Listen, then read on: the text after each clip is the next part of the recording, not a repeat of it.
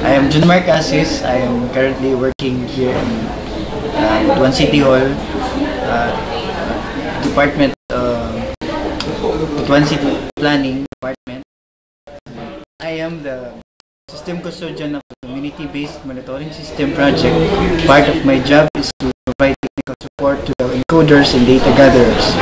I also maintain the database server which houses the data and information that monitors the poverty status of the different barangays within the city, which includes the importing of data. I also provide the output for our field support. The reason why I'm handicapped, ako mama during pregnancy sa ako, or kapit na to deliver sa ako, kaning ilantan siya before kung igawas sa iyang kuan, basta mo na to sa iyang lumikan, nahilantan siya, then may gani kay kuan na sa Ginoo, na save lang akong kuan, dili akong ulo, just like atong ingon akong papa nga naapektuhan akong ulo, kuan ko sa cerebral palsy, may kuan ng cerebral palsy syndrome. Thankful ko sa Ginoo nga maski kuan na lang, although ang tiil na pero naaghapon ko kuan kay makalakaw man gapon ko gamay gamit ng crane. So thankful lang gapon ko sa Ginoo, even inani lang gapon ko kay mo naman ko successful. The challenges as a handicap is I can't walk well, but then ginakutya ko or usahay, we'll just ignore them na ano, usahay po gina-lockdown po ko nga ikaw dili ka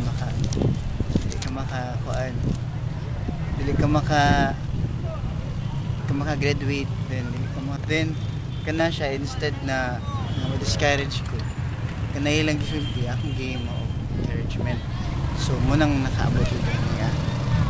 So salamat po ko sa Ginoo kay kadto ng mga kuan gigamit niya as a tool para makaabot ang stage. Despite of his limitations, he has proven himself as an effective employee. Na-amaze ko ani niya kay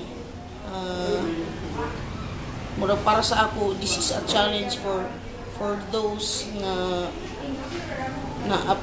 feeling ko nila nga nasa kapansanan kay maskin makakita gani ka sa mga kilid-kilid na ay magpakalimos bisag dagkog lawas, bisag kaya pa nila magpakalimos, pero here's this one na okay man siya.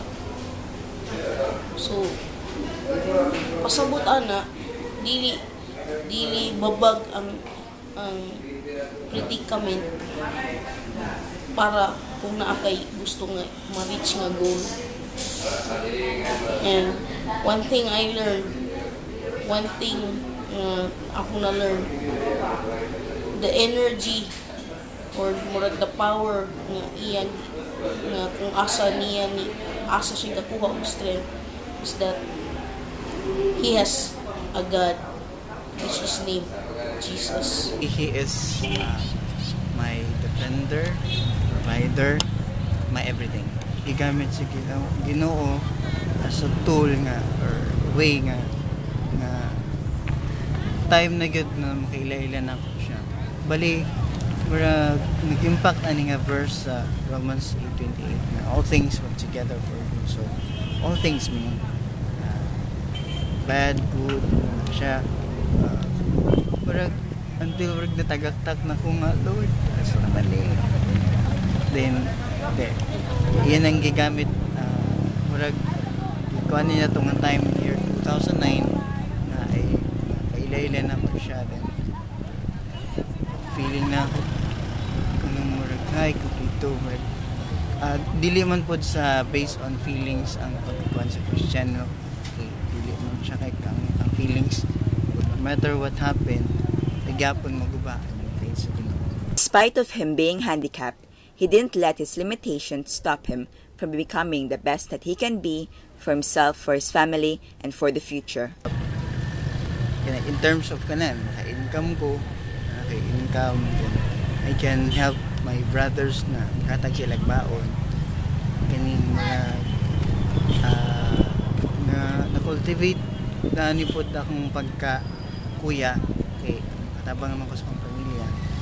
So, ang advantages pa siguro, I think kaning preparation siguro kung mo na akong amahan, kanang may mo na akong father, kanang provider sa akong family soon. So, dahil na kaisa ko, it's easy to kanang handle na mga situation. Kung kanang anak ko'y trabaho, provide I can provide needs to my family. Advantages po this kining maka-share ko sa akong blessings na saya ako ma-share na ko sa uban. Have my own family in the future. Muna akong biggest dream in my life in the future.